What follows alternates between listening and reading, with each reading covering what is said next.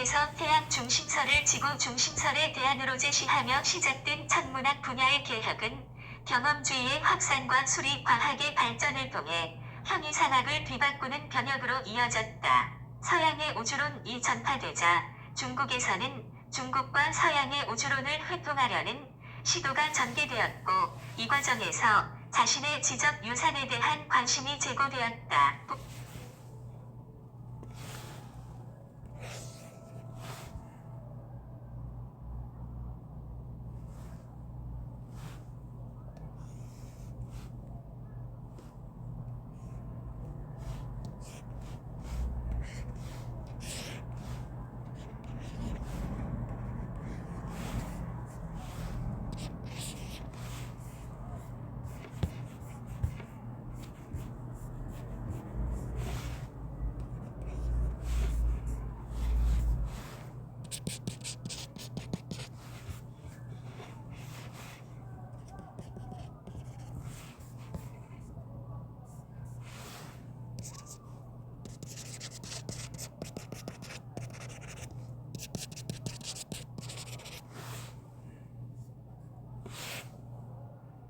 복잡한 문제를 단순화하여 푸는 수학적 전통을 이어받은 코페르니쿠스는 천체의 운행을 단순하게 기술할 방법을 찾고자 하였고, 그것이 해에 일으킬 현위상학적 문제에는 별 관심이 없었다.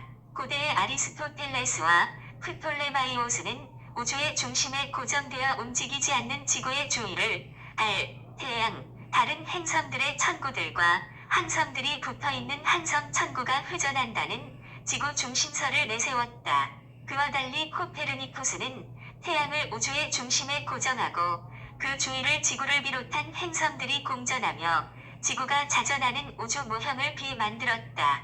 그러자 프톨레마이오스보다 훨씬 적은 수의 원으로 행성들의 가시적인 운동을 설명할 수 있었고, 행성이 태양에서 멀수록 공전 주기가 길어진다는 점에서 단순성이 충족되었다. 그러나 아리스토텔레스의 현위상학을 고수하는 다수 지식인과 종교 지도자들은 그의 이론을 받아들이려 하지 않았다. 왜냐하면 그것은 지상계와 천상계를 대립시키는 아리스토텔레스의 이분법적 구도를 무너뜨리고 신의 형상을 지닌 인간을 한갓 행성의 거주자로 전락시키는 것으로 여겨졌기 때문이다.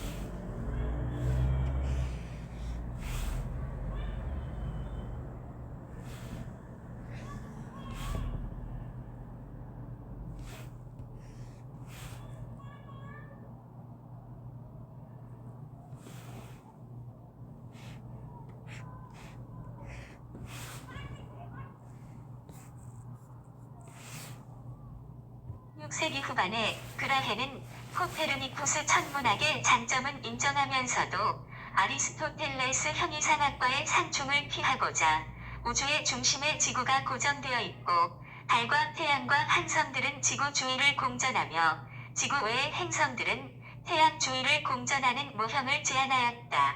그러나 케플러는 우주의 수적 질서를 신봉하는 현위상학인 신플라톤주의에 매료되었기 때문에 태양을 우주 중심에 배치하여 단순성을 추구한 코페르니쿠스의 천문학을 받아들였다. 하지만 그는 경험주의자였기에 그라헤의 천체 관측치를 활용하여 태양 주위를 공전하는 행성의 운동 법칙들을 수립할 수 있었다. 우주의 단순성을 새롭게 보여주는 이 법칙들은 아리스토텔레스 현위상학을 더 이상 온전할 수 없게 만들었다.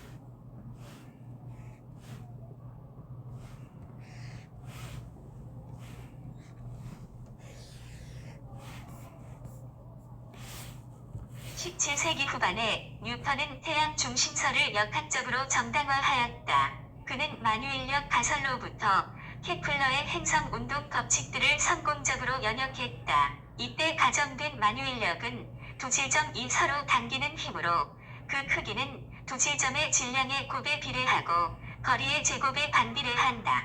지구를 포함하는 천체들이 밀도가 균질하거나 고대칭을 이루는 구라면 천체가 그 천체 밖 어떤 질점을 당기는 만유인력은 그 천체를 잘게 나눈 부피 요소들 각각이 그 천체 밖 어떤 질점을 당기는 만유인력을 모두 더하여 구할 수 있다. 또한 여기에서 지구보다 질량이 큰 태양과 지구가 서로 당기는 만유인력이 서로 같음을 증명할 수 있다. 뉴턴은 이 원리를 적용하여 달의 공전 궤도와 사과의 낙하 운동 등에 관한 실측값을 연역함으로써 만유인력의 실제를 입증하였다.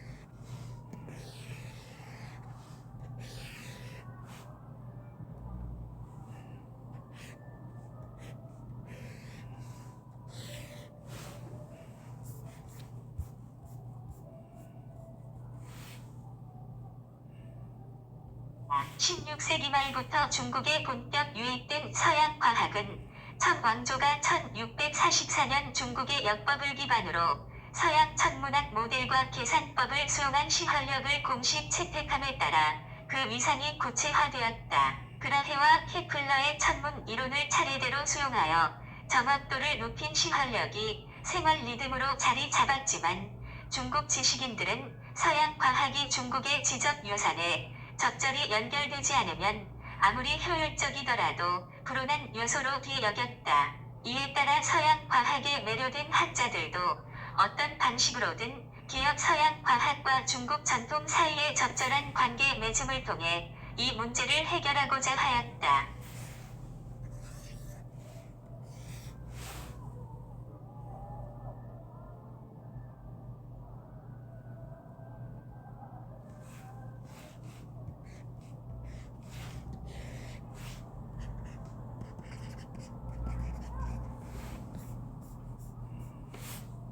(17세기) 운명호와 방이지 등은 중국 고대 문헌에 수록된 우주론에 대해서는 부정적 태도를 견지하면서 성리학적 기론에 입각하여 실증적인 서양 과학을 재해석한 독창적 이론을 제시하였다.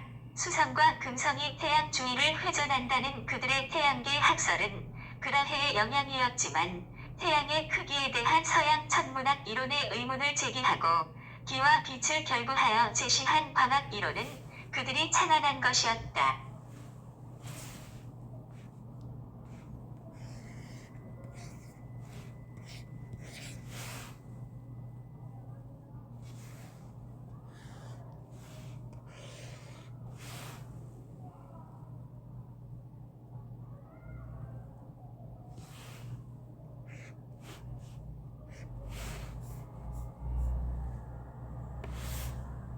(17세기) 후반 왕서천과 매문정은 서양 과학의 영향을 받아 경험적 추론과 수학적 계산을 통해 우주의 원리를 파악하고자 하였다.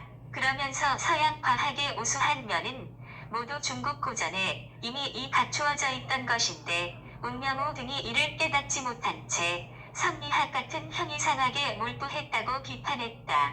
매문정은 고대 문헌에 언급된 하늘이 땅의 내 모퉁이를 가릴 수 없을 것이라는 증자의 말을 땅이 둥글다는 서양 이론과 연결하는 등 서양 과학의 중국 기원론을 뒷받침하였다.